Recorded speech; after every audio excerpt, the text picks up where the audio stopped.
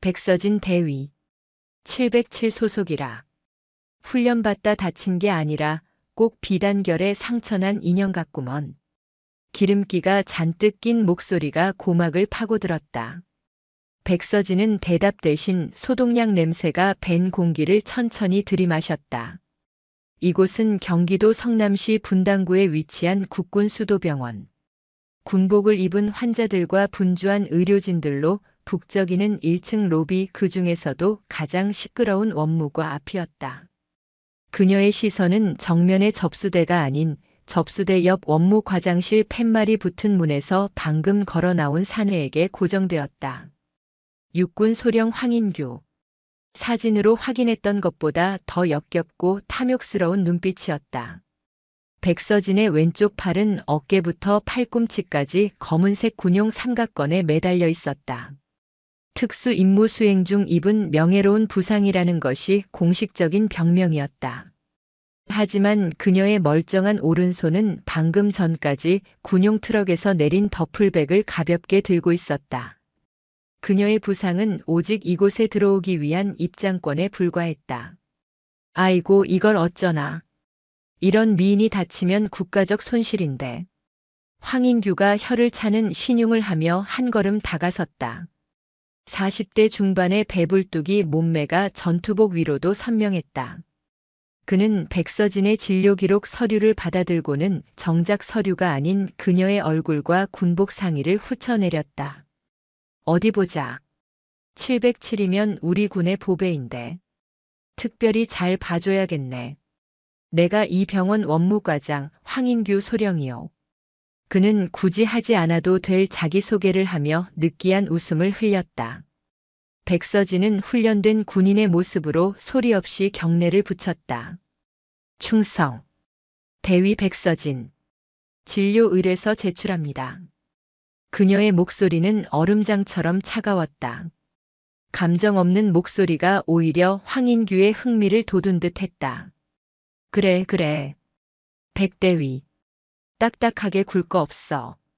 황인규는 서류를 받는 척하며 백서진의 멀쩡한 오른손 손등을 슬쩍 쓸었다. 순간 백서진의 어깨 근육이 미세하게 꿈틀거렸다. 저 역겨운 손목을 꺾어 바닥에 내다 꽂는 데는 1초도 걸리지 않을 터였다. 하지만 그녀의 임무는 그것이 아니었다. 그녀는 표정 하나 바꾸지 않고 오른손을 뒤로 가볍게 뺐다. 소령님, 제 병실 배정은 어떻게 되는지 알 수 있겠습니까? 아, 급하긴. 백대위 같은 귀한 손님을 아무데나 재울 수 있나. 황인규는 주변을 쓱 둘러보았다. 바쁘게 움직이던 간호장교 한 명이 황인규의 시선을 받고는 황급히 고개를 돌렸다. 병원 내 그의 위세가 어느 정도인지 짐작게 하는 대목이었다.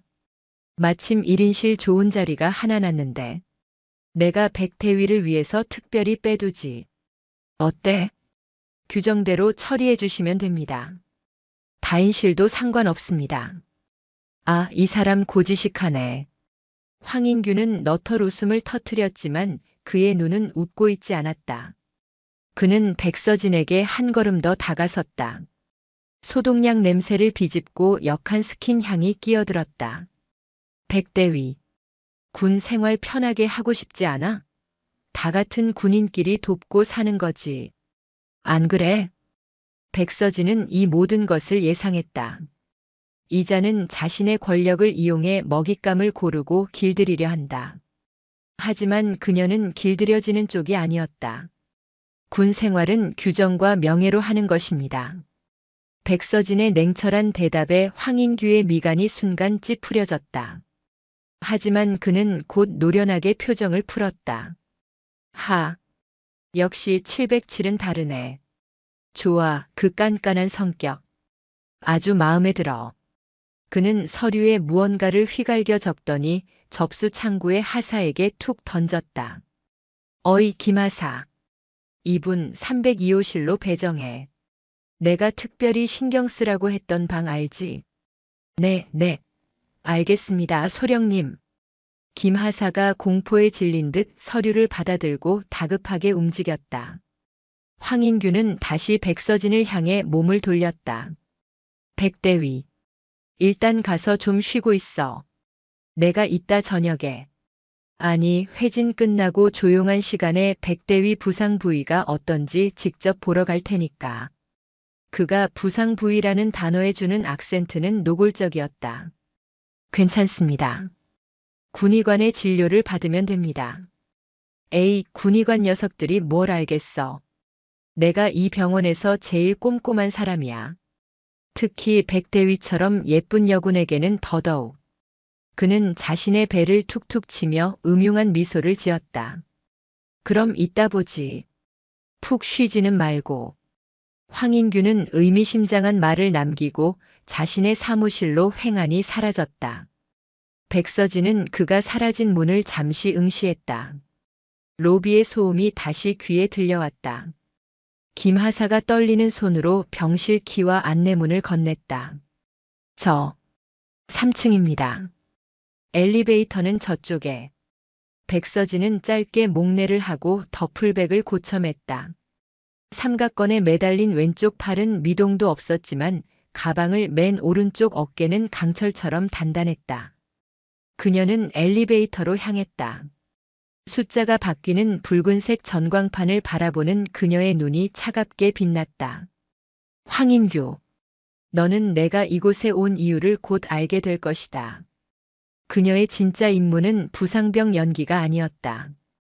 이 병원에 기생하며 약한 여군들을 짓밟는 병든 간부, 그 독버섯을 뿌리째 뽑아내는 것이었다. 엘리베이터 문이 열리고 백서진은 302호실이라는 사냥터의 첫 번째 거점으로 조용히 들어섰다. 백서진이 배정받은 302호실은 1인실이었다. 그것도 창밖으로 병원 뒤편의 작은 정원이 내다보이는 군 병원에서는 과분할 정도의 특실이었다. 황인규가 말한 특별히 빼둔 방. 이미 이 방을 거쳐간 피해자가 한둘이 아니라는 악취가 풍기는 듯 했다. 백서진은 더플백을 침대 옆에 내려놓았다. 삼각건에 매달린 왼쪽 팔은 여전히 미동도 없었지만 그녀의 눈은 방 안의 모든 것을 훑었다. 침대, 작은 냉장고, 그리고 벽걸이, TV 맞은편, 정면을 향해 미세하게 뚫려 있는 구멍. 그녀는 가방에서 손수건을 꺼내 그 구멍을 꾹 틀어막았다. 관음. 가장 저열하고 비겁한 방식의 통제. 황인규의 수준을 짐작게 했다. 그녀는 짐을 풀기 시작했다. 군용 속옷과 세면도구. 그리고 그 밑바닥에 교묘하게 숨겨둔 담뱃갑보다 작은 크기의 검은색 장비들. 초소형 녹음기, 버튼형 카메라, 그리고 고성능 도청 장치였다. 이것이 그녀의 진짜 무기였다. 똑똑. 노크 소리가 울렸다. 정적을 깨는 소리였지만 백서진은 놀라지 않았다. 이미 복도를 향해 설치해둔 소형 감지기가 인기척을 알렸기 때문이었다. 누구십니까? 아, 백대위. 나야 나. 황소령. 기름진 목소리가 문틈으로 스며들었다. 예상보다 빨랐다. 먹잇감이 마음에 들어서 참을성이 바닥난 모양이었다. 백서진은 군복 매무새를 가다듬고 문을 열었다. 황인규는 자신의 사무실에서처럼 편안한 미소를 짓고 서 있었다. 그의 손에는 작은 음료수병 2개가 들려 있었다. 저녁 식사는 입에 맞았나 모르겠네. 707에서 고된 훈련만 받다가 병원 밥 먹으려니 힘들지. 감사합니다. 군인에게 식사는 임무 수행의 연장일 뿐입니다. 아, 또 그 딱딱한 소리. 황인규는 자연스럽게 방 안으로 한 걸음 들어섰다. 백서진은 그의 동선을 막지 않고 순순히 비켜섰다. 그는 방 안을 한 바퀴 쓱 둘러보더니 만족스러운 듯 고개를 끄덕였다. 역시 이 방은 백대위 같은 미인에게 어울려. 그렇지? 과분한 배려십니다. 배려는 무슨? 황인규는 냉장고 옆 작은 탁자에 음료수를 내려놓으며 백서진을 힐끗 쳐다봤다. 근데 백대위, 아까부터 궁금했는데 상처는 좀 어때? 부상 부위가 어깨라고 했나? 그가 천천히 다가왔다. 병실의 밀폐된 공기 속에서 그의 역한 스킨 향이 더욱 진하게 느껴졌다. 군의관의 진료를 받았고 내일 정밀 검사 예정입니다. 군의관? 허허. 그놈들 교과서만 달달 외운 풋내기들이야. 내가 이 병원에서 뼈가 굵은 사람이야. 척 보면 알지. 어디 내가 좀 볼까? 황인규의 손이 천천히 올라왔다. 백서진의 왼쪽 어깨 삼각건이 메어진 그곳을 향해서였다. 백서진은 피하지 않았다. 대신 그녀의 오른쪽 손목에 찬 투박한 군용 시계의 측면 버튼을 엄지손가락이 찰나처럼 스쳐 지나갔다. 시계 알 중앙의 작은 렌즈가 황인규의 탐욕스러운 얼굴을 정면으로 담기 시작했다. 소령님, 군 병원 내에서는 사적인 진료 행위가 금지된 것으로 압니다. 사적이라니. 이건 선임 장교로서 후배를 챙기는 관심이지. 자, 어디 보자. 황인규의 손이 마침내 백서진의 군복 어깨 부분에 닿았다. 그는 손가락으로 삼각건의 매듭을 만지작거리는 척하며 교묘하게 그녀의 쇄골과 가슴 상부를 쓸어내렸다. 명백한 성추행이었다. 그의 눈이 욕망으로 번들거렸다. 붓기가 좀 있네. 이거 옷 위로 봐서는 잘 모르겠는데. 안쪽을 좀 봐야. 그만하시죠, 소령님. 백서진의 목소리는 얼음보다 차가웠다. 황인규의 손이 순간 멈칫했다. 그는 백서진의 눈을 바라보았다. 분노도 수치심도 아닌 마치 벌레를 보는 듯한 차가운 무표정. 그 기묘한 눈빛에 황인규는 순간 당황했지만 이내 오만한 웃음으로 상황을 덮었다. 이런. 내가 너무 걱정이 앞섰나. 백대위가 놀란 것 같네. 미안하게 됐어. 그는 능청스럽게 한 걸음 물러섰다. 농담이야, 농담. 707 출신이라길래 담력 좀 테스트해봤지. 역시 다르네. 웬만한 여군들은 울고불고 난리가 났을 텐데. 웬만한 여군들이라. 스스로 실토하는군. 백서진은 시계의 버튼을 다시 한번 눌러 녹화를 종료했다. 군인 등 강제추행 미수 및 현행범. 첫 번째 증거는 확보되었다. 농담이 과하십니다. 용무가 끝나셨으면 쉬고 싶습니다. 아, 그래. 그래야지. 푹 쉬어야 빨리 낫지. 황인규는 조금 머쓱해졌는지 탁자에 놓인 음료수를 가리켰다. 이거라도 마셔. 피로 회복의 직방이야. 내가 백대위 생각해서 특별히 가져온 거니까. 그는 윙크를 한번 날리고는 뒤돌아 병실을 나갔다. 문이 닫히는 순간까지도 그의 음흉한 시선은 백서진의 몸을 떠나지 않았다. 문이 닫히고 잠금쇠가 걸리는 소리가 들렸다. 백서진은 그가 두고 간 음료수병을 집어들었다. 뚜껑은 따지 않은 상태였다. 하지만 그녀는 망설임 없이 병째로 화장실 변기에 쏟아부었다. 미세한 거품이 일었다가 사라졌다. 약물. 가장 흔하고 저급한 수법이었다. 그녀는 병을 깨끗이 씻어 다시 탁자 위에 올려두었다. 황인규. 그는 사냥감을 골랐다고 생각하겠지만 그는 이미 덫 안에 들어왔다. 백서진은 가방에서 노트북을 꺼냈다. 군용 보안 프로그램이 2중 3중으로 걸린 특수 제작품이었다. 그녀는 시계에서 메모리 카드를 꺼내 연결했다. 방금 전의 상황이 고스란히 재생되었다. 황인규의 능글맞은 표정, 그의 손의 궤적, 그리고 그의 목소리. 이걸로는 부족했다. 이것은 시작일 뿐이었다. 그녀의 목표는 황인규 한 명의 추락이 아니었다. 이 병원, 나아가 군 전체에 퍼진 병폐 그 자체였다. 그에게 성추행당한 다른 피해자들, 그가 빼돌리고 있다는 군수품 횡령 내역까지.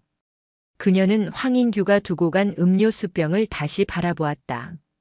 다른 피해자. 분명히 있었다. 그녀는 인터폰을 들어 간호사실을 연결했다. 여기 302호실입니다. 아까 원무과에서 김하사를 찾던데. 무슨 일인지 모르겠군요. 수화기 너머로 젊은 여성의 당황한 목소리가 들려왔다. 네, 김하사 말입니까? 아닙니다, 대위님. 황소령님이 찾으시는 분은. 아, 그런가. 백서진은 전화를 끊었다. 아까 로비에서 황인규의 말 한마디에 공포에 질려있던 그 김하사. 그가 첫 번째 실마리가 될 터였다. 그때였다. 똑, 똑, 똑. 방금 전 황인규의 요란한 노크와는 다른 조심스럽고 절박한 노크 소리가 들려왔다. 백서진은 노트북을 닫았다. 누구인지 짐작이 갔다. 덫에 걸린 첫 번째 사냥감을 구출할 시간이었다. 그녀는 천천히 문으로 걸어갔다. 문이 열리자 겁에 질린 사슴 같은 눈동자가 나타났다. 로비에서 봤던 원무과의 김하사. 전투복 명찰에는 김아름이라는 이름이 적혀 있었다. 백대위님. 죄송합니다. 늦은 시간에. 김아름 하사는 사방을 살피며 병실 안으로 젠걸음을 쳤다.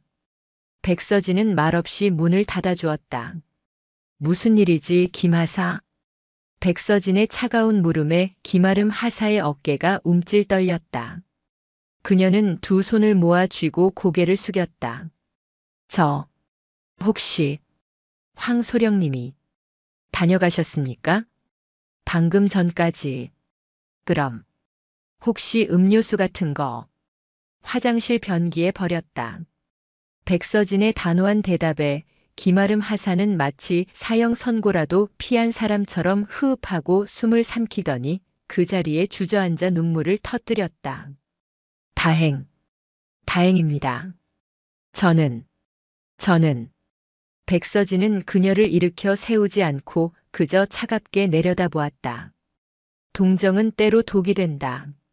지금 필요한 것은 동정이 아니라 분노를 끌어낼 방아쇠였다. 나에게 왜 경고하러 왔지? 황소령이 무섭지 않나?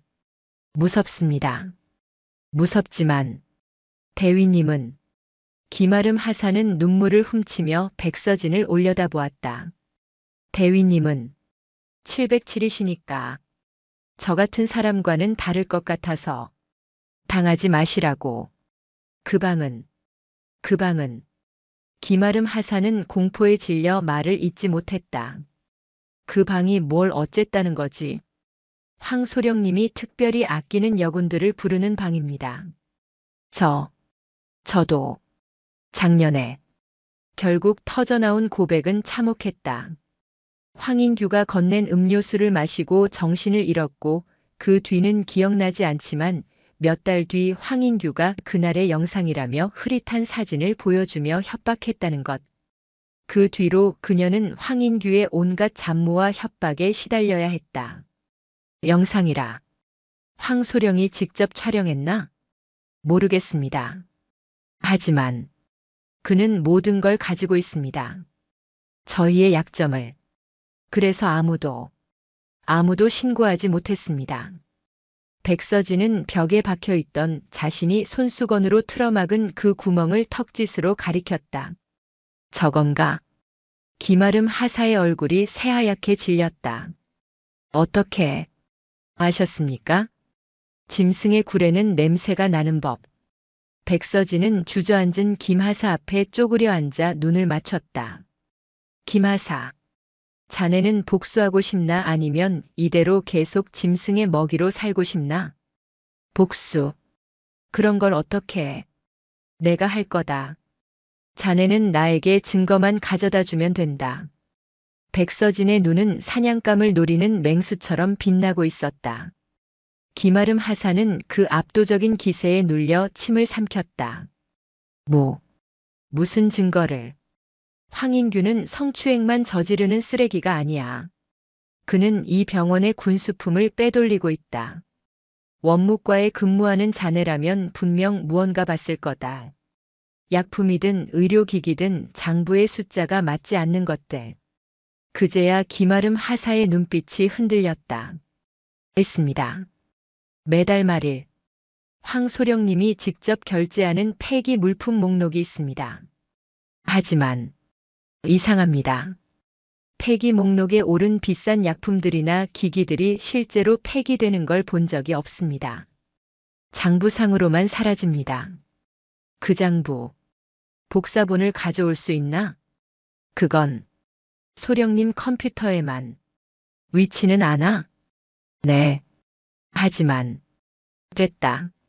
나중에 내가 직접까지. 백서진은 자리에서 일어났다. 그녀에게는 더 중요한 것이 있었다. 김하사. 황인규가 그 영상들을 어디에 보관하는지 아나? 아마 병원 내 자기 사무실이나 아니면 밤마다 들르는 곳이 있습니다. 어디지? 본관 뒤편이. 지금은 쓰지 않는 구관 창고입니다. 그곳에 왜 가시는지는 모르지만 밤 12시가 넘으면 항상 그쪽으로. 좋다. 백서진은 기마름 하사를 일으켜 세웠다. 오늘 나를 만난 일은 아무에게도 말하지 마라. 황인규에게는 평소처럼 굴어. 겁에 질린 표정. 아주 잘하고 있어. 네. 네. 그리고 이건. 백서진은 가방에서 작은 호신용 경보기를 꺼내 건넸다.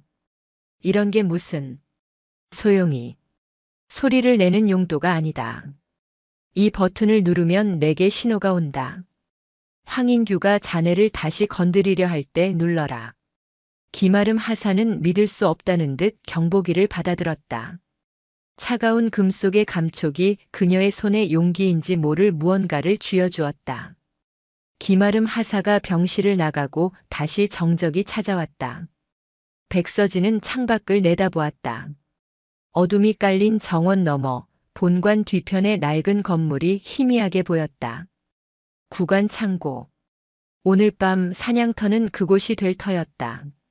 자정이 넘은 시각. 병원은 완벽한 어둠과 침묵에 잠겼다. 백서진은 환자복이 아닌 검은색 군용 활동복 차림이었다. 삼각건은 이미 벗어 던진 지 오래. 그녀의 왼쪽 어깨는 멀쩡했다. 그녀는 그림자처럼 302호실을 빠져나왔다. 복도의 감시 카메라 위치는 이미 낮에 모두 파악해 두었다. 사각지대만을 골라 밟는 그녀의 움직임은 707 특임대대 최정의 요원다웠다. 구관은 본관에서 복도로 연결되어 있었지만 철문으로 막혀 있었다. 출입 금지라는 팻말이 먼지 속에 희미했다. 백서진은 자물쇠를 바라보았다. 낡고 녹슬었지만 군용이 아닌 사제 자물쇠가 하나 더 걸려 있었다. 황인규의 것이 틀림없었다. 그녀는 군화에서 가느다란 철사 2개를 꺼냈다. 707에서 배운 것은 비단 격투술뿐만이 아니었다. 자물쇠가 딸칵하는 미세한 소리와 함께 풀리는 데는 30초도 걸리지 않았다. 구간 내부는 곰팡내와 먼지 냄새로 가득했다. 그녀는 휴대용 야간 투시경을 착용했다. 모든 것이 녹색으로 보였다. 기마름 하사가 말한 창고는 지하에 있었다. 계단을 내려가자 서늘한 공기가 피부를 감쌌다. 지하 창고의 문은 굳게 닫혀 있었다. 하지만 문틈으로 희미한 불빛이 새어나오고 있었다. 그리고 사람 목소리. 이소령. 이번 물건은 확실한 건가? 저번처럼 맹물 탄 거면 곤란해. 허허, 김 사장. 나 황인규야. 내가 그런 거 가지고 장난칠 사람으로 보여. 이거 아주 특등급이야. 군에서나 쓰는 최신 진통제라고. 황인규의 목소리였다. 그리고 다른 한 명. 민간인이었다. 백서진은 즉시 몸을 벽에 붙이고 녹음기의 감도를 최대로 올렸다. 좋아. 군에서 빼돌린 건데도 이렇게 정기적으로 나오니. 역시 황소령님 밖에는 없어. 대신 입금은 확실하게 해줘야지. 요즘 군의관 녀석들 눈치가 빨라져서 빼돌리기 쉽지 않다고. 돈 걱정은 마셔. 여기 약속한 대로. 돈다발이 부딪히는 둔탁한 소리가 들렸다. 그리고 그건? 이건 김 사장 취향에 맞을지 모르겠네. 특별한 영상이야. 아주 풋풋한 친구들로. 허허, 황소령은 정말 목말린다니까. 그것도 같이 넘겨. 값은 두둑이 쳐줄게. 백서진의 눈이 얼음장처럼 차가워졌다. 황인규는 군수품 횡령뿐만 아니라 기마름 하사 같은 피해자들의 영상을 불법적으로 유통까지 하고 있었다. 이것은 단순한 비리가 아니었다. 인간의 존엄성을 파괴하는 악질적인 범죄였다. 자, 물건은 저기 박스에 있고, 영상은 이 이동식 저장 장치에 담아놨어. 확인해 보셔. 잠시 후 민간인의 만족스러운 목소리가 들렸다. 좋아, 아주 좋아. 깨끗하네. 그럼 난 이만 가보겠네. 문이 열리는 소리가 들렸다. 백서진은 계단 위 어둠 속으로 몸을 숨겼다. 김 사장이라는 자가 검은 가방 2개를 들고 콧노래를 부르며 올라왔다. 그가 본관 쪽으로 완전히 사라진 것을 확인한 백서진은 다시 창고 앞으로 다가갔다. 황인규는 아직 안에 있었다. 그는 전화를 걸고 있었다. 나야. 돈 들어왔어. 그래. 다음 주에 새로운 년 하나 들어온다는데 준비 잘해. 707 출신이라는데 아주 앙칼진게. 기대된다고. 백서진을 두고 하는 말이었다. 그래. 302호실에 입원시켜놨어. 슬슬 약을 타든. 으흐흐. 아무튼 끊어. 전화를 끄는 황인규가 기분 좋은 듯 콧노래를 부르며 창고 불을 껐다. 문을 잠그고 그가 계단을 올라오기 시작했다. 백서진은 그보다 한 발 먼저 구간 철문을 빠져나왔다. 자물쇠를 원래대로 채우는 것도 잊지 않았다. 그녀의 손에는 황인규의 목소리가 담긴 녹음기와 김 사장의 얼굴이 선명하게 찍힌 야간 카메라의 영상이 있었다. 하지만 결정적인 증거. 그 이동식 저장 장치. 그것은 아직 김 사장의 손에 있었다. 김 사장. 그리고 황인규가 말한 다음 주에 들어올 새로운 년. 황인규의 범죄는 혼자만의 것이 아니었다. 병원 외부 그리고 어쩌면 내부에도 거대한 공범의 사슬이 엮여 있었다. 백서진은 302호실로 돌아왔다. 그녀는 창밖의 어둠을 바라보았다. 이제 판이 커졌다. 그녀는 번호폰을 꺼내 한 곳으로 문자를 보냈다. 표적 확장. 외부 민간인 연계. 마약류 유통 정황. 추가 인력 및 장비 필요. 즉각 승인 요망. 답장은 1분도 채 되지 않아 도착했다. 승인. 필요한 모든 것을 지원한다. 괴물을 잡는데 망설이지 마라. 백서진은 번호폰을 껐다. 그녀의 눈이 어둠 속에서 불타고 있었다.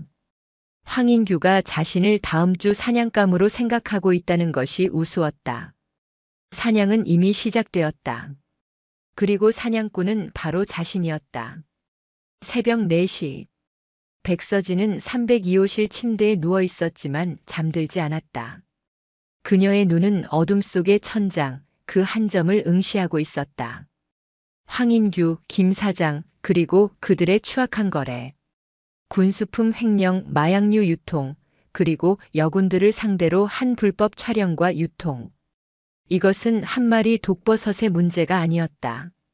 병원 전체, 아니 군의 근간을 썩게 하는 거대한 균사체였다. 그녀가 보낸 긴급 전문에 대한 답장은 단순했다. 승인. 필요한 모든 것을 지원한다. 괴물을 잡는데 망설이지 마라. 오전 7시. 병원에 아침이 찾아왔다. 백서진은 평소처럼 환자복을 입고 왼쪽 팔에는 다시 삼각건을 둘렀다. 완벽한 부상병의 모습이었다. 그녀가 복도를 나섰을 때 간호사실 앞에서 소란이 일고 있었다. 아니, 이보세요. 의료기기 점검반이라니까. 정기 점검 일정 못 받았습니까? 낯선 사내와 간호장교가 실랑이를 벌이고 있었다. 사내는 푸른색 기술자 복장을 하고 있었다. 오늘 일정에는 없습니다. 신분증 보여주세요. 아, 참 융통성 없네. 그때 복도를 지나가던 백서진이 그들 옆을 스쳐 지나갔다. 기술자 복장의 사내가 그녀를 보며 소리쳤다.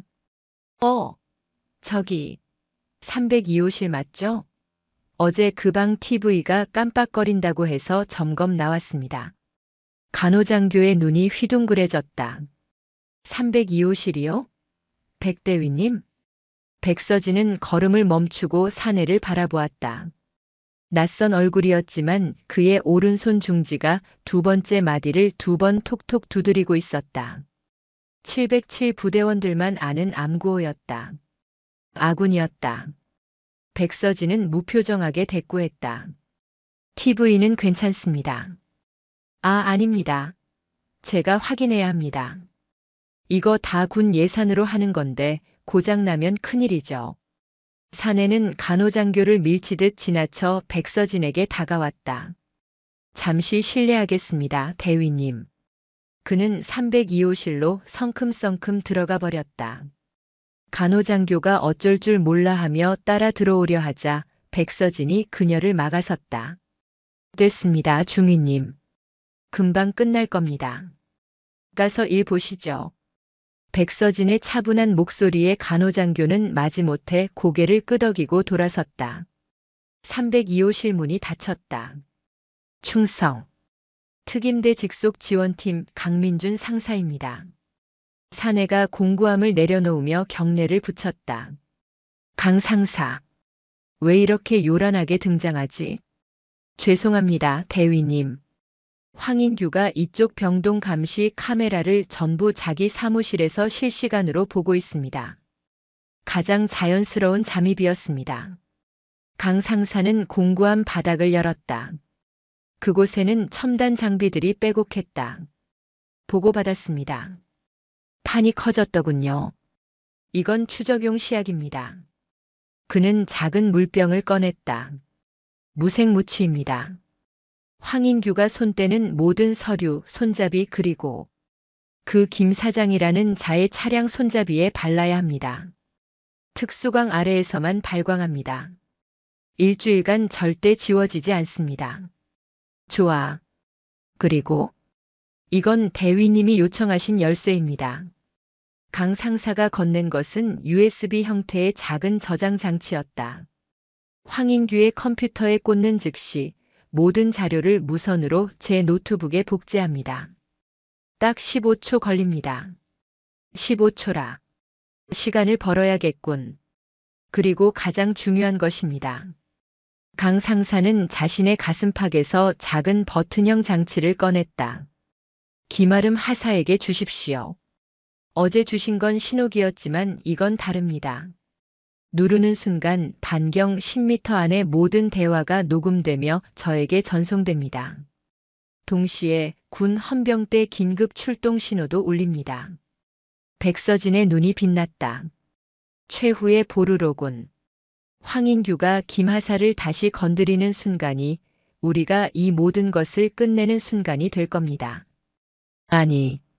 백서진이 장비를 받아들며 잘라 말했다. 우리는 그 순간까지 기다리지 않는다. 우리가 먼저 움직인다. 어떻게 말입? 강 상사. 자네는 밖에서 김 사장의 동선을 파악해. 나는 안에서 황인규의 장부를 확보한다. 백서진은 창밖을 바라보았다. 그리고 황인규가 나를 사냥감으로 점 찍었다고 했지. 사냥감이 덫에 걸린 척 발버둥 칠수록 사냥꾼은 방심하는 법이다. 그날 오후 백서진은 원무과를 찾아갔다. 황인규는 마침 자리에 있었다. 어이쿠, 백대위. 웬일이야? 내 얼굴 보러 왔나? 소령님. 어깨 재활 치료를 받고 싶습니다. 황인규의 눈이 번들거렸다. 재활? 벌써? 가벼운 걷기 운동부터 시작하고 싶습니다. 병실에만 있으니 답답해서 그렇습니다. 하하. 그래야 707이지. 좋아, 좋아. 황인규는 백서진이 드디어 자신에게 무언가를 부탁하러 왔다는 사실에 기분이 좋아 보였다. 그는 백서진이 꺾이지 않는 장난감인 줄 알았는데 드디어 길들여질 조짐을 보인다고 생각했다. 내가 특별히 허가하지. 본관 뒤편 정원 거기 공기 좋거든. 거기서 매일 1시간씩 걷도록 해. 어때? 감사합니다, 소령님. 대신 황인규가 몸을 앞으로 숙였다. 재활이 잘 되는지 내가 직접 확인해 봐야겠는데. 주말에 구간 창고 쪽은 아주 조용하거든. 거기서 나랑 둘이. 알겠습니다. 그럼 그때 뵙겠습니다. 백서진은 황인규의 추악한 제안을 정면으로 받아들였다. 황인규는 놀랐지만 이내 회심의 미소를 지었다. 그래, 그래야지. 역시 백대위는 말이 통하는구먼. 백서진은 원무과를 나왔다. 그녀의 입가에 얼음 같은 미소가 걸렸다. 황인규, 너는 내가 덫을 놓았다고 생각하겠지. 하지만 너는 내 무덤을 내 손으로 직접 팠다. 재활이라는 명분. 그것은 병원 밖을 자유롭게 드나들며 김 사장을 추적할 자유이용권이었고, 구간 창고라는 제안은 범죄의 현장을 스스로 다시 공개한 멍청한 짓이었다. 백서진에게는 두 개의 목표가 생겼다. 첫째, 황인규의 사무실에 있는 컴퓨터 장부. 둘째, 병원 밖의 김 사장. 첫 번째 목표를 위해서는 기회가 필요했다. 그 기회는 김아름 하사가 가져왔다. 대위님, 내일 오후 황소령님이 사령부 월간 회의 때문에 2시간 정도 자리를 비우십니다. 김아름 하사는 여전히 두려움에 떨고 있었지만 백서진에게 정보를 가져왔다. 그녀의 손에는 백서진이 준 새로운 녹음기 버튼이 굳게 쥐어 있었다. 잘했다, 김하사. 그 2시간이면 충분해. 하지만 사무실 문은 잠겨 있고 복도에는 감시 카메라도. 그래서 자네 도움이 필요하다. 다음 날 오후 황인규가 병원을 나서는 것이 확인되었다. 백서진은 재활운동을 나가는 척하며 본관을 빠져나왔다. 그리고는 강민준 상사가 미리 대기시켜둔 점검반 차량에 탑승했다. 10분 드립니다, 대위님. 5분이면 된다. 백서진은 점검반 복장으로 갈아입고 황인규의 사무실이 있는 2층으로 향했다. 같은 시각, 원무과. 김아름 하사는 뜨거운 커피가 담긴 쟁반을 들고 복도를 걸었다. 그녀의 심장은 미친 듯이 뛰었다. 그녀는 황인규 사무실 앞 복도 감시 카메라 바로 아래에 있는 배전반으로 향했다. 어머! 그녀는 비명을 지르며 배전반 덮개 위로 뜨거운 커피를 쏟아부었다. 파직! 요란한 소리와 함께 복도 전체에 불이 꺼지고 감시 카메라의 붉은 불빛도 함께 꺼졌다. 죄송합니다. 죄송합니다. 제가 실수로. 김아름 하사가 울먹이며 소란을 피우는 사이 어둠 속에서 백서진이 황인규의 사무실 앞에 섰다. 그녀는 문 잠금 장치를 2초 만에 해제하고 안으로 들어갔다. 황인규의 컴퓨터는 켜져 있었다. 그는 자신의 범죄 증거를 보란 듯이 바탕화면에 깔아두었다. 장부라는 이름의 파일, 그리고 VIP 고객용이라는 이름의 폴더. 백서진은 강 상사가 준 열쇠를 꽂았다. VIP 고객용 폴더를 열었다. 그 안에는 수십 명의 여군들의 이름으로 정리된 영상 파일이 있었다. 김아름 하사의 파일도 있었다. 백서진의 피가 차갑게 식었다. 그녀는 저장 장치를 뽑았다. 15초가 아니라 10초가 걸렸다. 그녀는 책상 위에 있던 서류철을 집어들었다. 그리고 강 상사가 준 투명한 시약을 골고루 뿌렸다. 황인규가 만질 모든 곳에. 그녀가 사무실을 빠져나왔을 때 김아름 하사가 여전히 울며 소란을 피우고 있었고 복도 전등이 다시 켜졌다. 감시 카메라도 다시 작동을 시작했다. 완벽한 5분이었다. 고생했다, 김하사. 이제 아무도 자네를 건드리지 못할 거다. 백서진은 김하사의 어깨를 두드려주고 재활을 위해 다시 병원 정원으로 사라졌다. 그 시각 병원 밖. 강민준 상사는 김아름 하사가 벌어준 시간 동안 김 사장의 차량을 추적하고 있었다. 대위님, 접니다. 김 사장 성남 구시가지에 있는 한 물류 창고로 들어갔습니다. 위치 송신해. 지금 바로 간다. 백서진은 재활운동의 범위를 넓혔다. 그녀는 병원 담장을 가볍게 넘어 강 상사가 대기시킨 민간 차량에 올라탔다. 성남 구시가지의 낡은 물류 창고. 대위님, 저 안은 위험합니다. 지원팀을. 필요 없다. 나는 증거만 확보하고 나온다. 강 상사는 밖에서 막만 봐. 백서진은 창고의 환풍구를 통해 쥐 죽은 듯이 안으로 잠입했다. 창고 안은 거대했다. 군에서 빼돌린 약품 상자들이 산더미처럼 쌓여 있었다. 김 사장은 또 다른 사내들과 거래를 하고 있었다. 이번 물건 좋네. 역시 황소령 라인은. 김 사장의 말이 끊겼다. 백서진이 몸을 숨긴 상자 더미가 무너졌다. 그녀가 밟은 곳이 낡아서 부서진 것이다. 순식간에 창고 안의 모든 시선이 백서진에게 쏠렸다. 뭐야, 저녀는. 잡아. 백서진은 혀를 찼다. 조용한 잠입은 끝났다. 그녀는 어둠 속에서 모습을 드러냈다. 환자복이 아닌 검은 활동복 차림. 상황 종료다. 그녀는 덤벼드는 사내의 팔을 꺾어 매다 꽂았다. 707 최정의 요원의 실력이었다. 하지만 그때 창고의 가장 안쪽 어두운 사무실에서 박수 소리가 들려왔다. 브라보, 브라보. 백서진 대위. 역시 707은 다르네. 재활운동 한번 화끈하게 하는군. 익숙한 목소리. 사무실에 불이 켜지고 그가 모습을 드러냈다. 황인규였다. 백서진의 동작이 순간 멈췄다. 황인규. 그는 지금 사령부 회의에 있어야 할 시간이었다. 하하. 놀랐나? 내가 왜 여기 있는지 궁금한가? 황인규는 와인 잔을 흔들며 백서진을 비웃었다. 그의 옆에는 김 사장이 공포에 질린 얼굴로 서 있었다. 사령부 회의? 그거 내가 만든 가짜 일정이야. 자네 같은 쥐새끼를 잡으려고. 백서진의 뇌가 빠르게 회전했다. 덧치었다. 백대위. 자네가 처음 302호실에 들어왔을 때부터, 아니, 자네가 이 병원에 배정됐다는 소리를 들었을 때부터 나는 자네가 손님이 아니라는 걸 알았지. 무슨 소리냐고. 707 최정의 대위가 훈련 중 가벼운 어깨 부상으로 수도병원에 입원한다고. 걔가 웃을 일이지. 자네 너무 티가 났다고. 황인규가 와인을 한 모금 마셨다. 그래서 기다렸지. 자네가 뭘 원하는지. 내 사무실을 뒤지고 기마름 그 망할 년을 꼬드기고.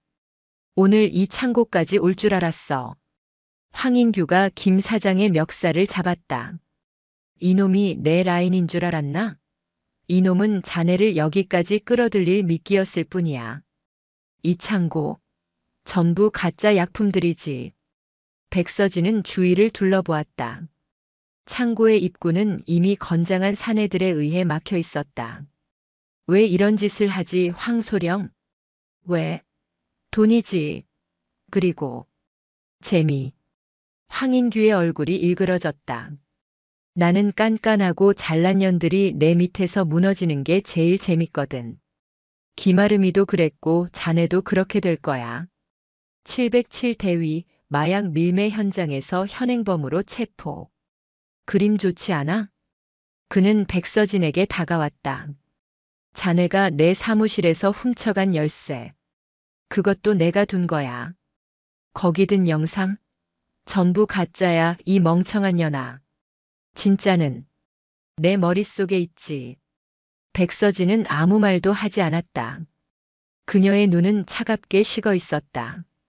이제 어쩔 건가, 백대위. 여기서 무릎이라도 꿇을 텐가. 재활운동은 끝났어. 여긴 707 훈련장이 아니라 내 독사굴이라고. 황인규가 손을 들어 백서진의 뺨을 치려는 순간이었다. 황인규 소령. 백서진이 입을 열었다.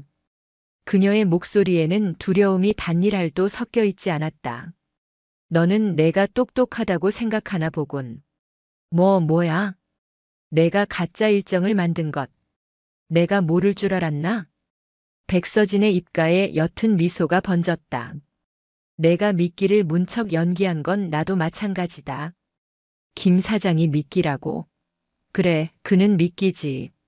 하지만 너를 낳기 위한 내 미끼이기도 했다. 헛소리 마. 내 사무실에서 훔친 열쇠가 가짜라고. 맞아. 하지만 내가 내게 가짜를 넘길 것을 대비해서 나는 김아름 하사에게 진짜를 심어뒀다. 황인규의 얼굴이 굳었다. 지금 이 시각. 김아름 하사는 내가 자리를 비운 사이 내 사무실 컴퓨터에 진짜 열쇠를 꽂고 모든 원본을 빼내고 있다. 내가 바탕화면에 숨겨둔 진짜 VIP 고객용 폴더 말이다. 거짓말. 그년이 감히. 그리고 이 창고. 백서진이 손목시계를 툭툭 쳤다. 강민준 상사. 다 들었나? 이 창고 안의 모든 대화, 방금 내 입으로 한 모든 자백. 실시간으로 헌병대와 내 상부에 전송되고 있다. 황인규의 눈이 공포로 흔들렸다. 내가 날 사냥한다고. 황인규. 사냥은 이렇게 하는 거다. 백서진은 삼각건을 풀어 바닥에 던졌다. 그녀의 양 어깨는 강철처럼 단단했다. 자, 이제 재활의 마지막 단계를 시작해볼까? 내 놈들의 뼈와 살을 분리하는 걸로. 백서진은 건장한 사내들을 향해 한 걸음 내디뎠다. 그녀의 눈은 지옥에서 돌아온 사냥꾼의 눈이었다. 백서진이 삼각건을 바닥에 던졌다. 그것은 부상병이라는 가면이 벗겨지는 신호이자 707 특임대대 사냥꾼의 등장을 알리는 서막이었다. 황인규 소령. 그녀의 목소리는 창고의 서늘한 공기보다 더 차가웠다. 내가 한 가장 큰 실수는 내 사냥터에 나를 초대한 것이 아니다. 그녀가 깡마른 사내들을 향해 천천히 걸음을 옮겼다. 놈들이 주춤거리며 침을 삼켰다. 내가 한 가장 큰 실수는 내가 여자라서 얕잡아 본 것이다. 뭐들 해. 전현 당장 잡아.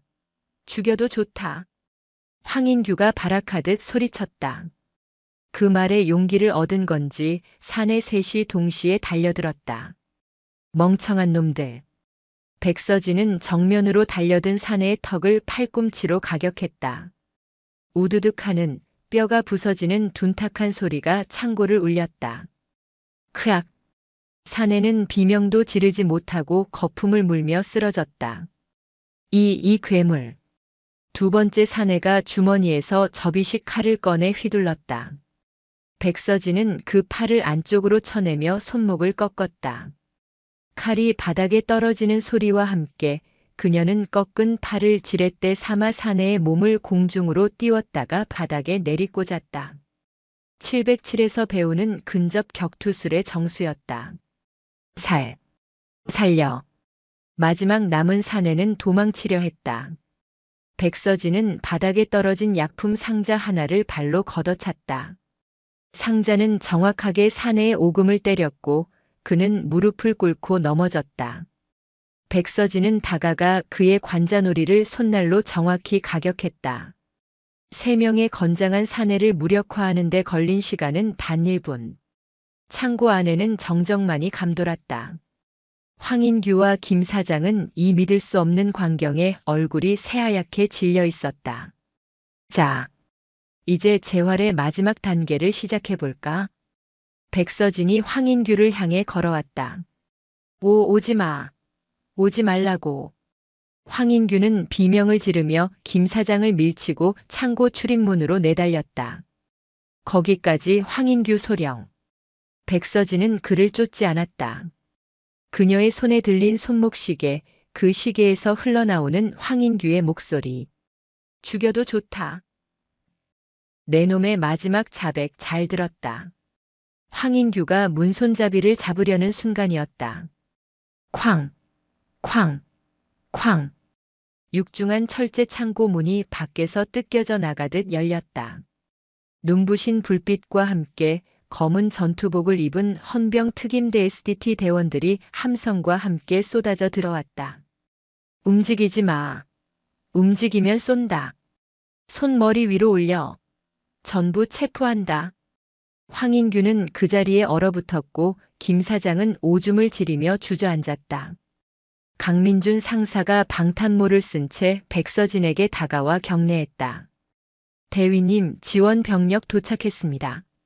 수고했다, 강 상사. 그리고 방금 들어온 소식입니다. 강 상사의 목소리에 희열이 감돌았다. 김아름 하사 무사히 원본 데이터 확보. 지금 군검찰로 이송 중입니다. 대위님의 열쇠가 완벽하게 작동했습니다. 그 순간 황인규의 오만했던 얼굴이 무너져 내렸다. 그는 모든 것을 잃었음을 깨달았다. 에이, 이럴 수가. 이럴 수가. 헌병대원들이 황인규의 팔을 꺾어 수갑을 채웠다. 나는 소령이다. 나는 국군수도병원 원무과장이다. 너희가 감히 나를. 이거나. 그의 발악은 처절했지만 그 누구도 귀 기울이지 않았다. 백서진은 차가운 눈으로 그를 내려다보며 말했다. 아니, 너는 이제 군인이 아니다. 너는 그저 제복을 더럽힌 한 마리 해충일 뿐이다. 황인규의 체포는 시작에 불과했다. 군검찰은 김아름 하사가 목숨 걸고 빼돌린 진짜 VIP 고객용 폴더와 원본 장부를 확보했다. 그것은 판도라의 상자였다. 황인규가 불법 촬영한 영상은 수백 개에 달했다. 피해자는 김아름 하사뿐만이 아니었다. 간호장교, 여군 부사관, 심지어 병원 소속 군무원까지. 그는 자신의 권력 아래에 있는 모든 약자를 짓밟아왔던 것이다.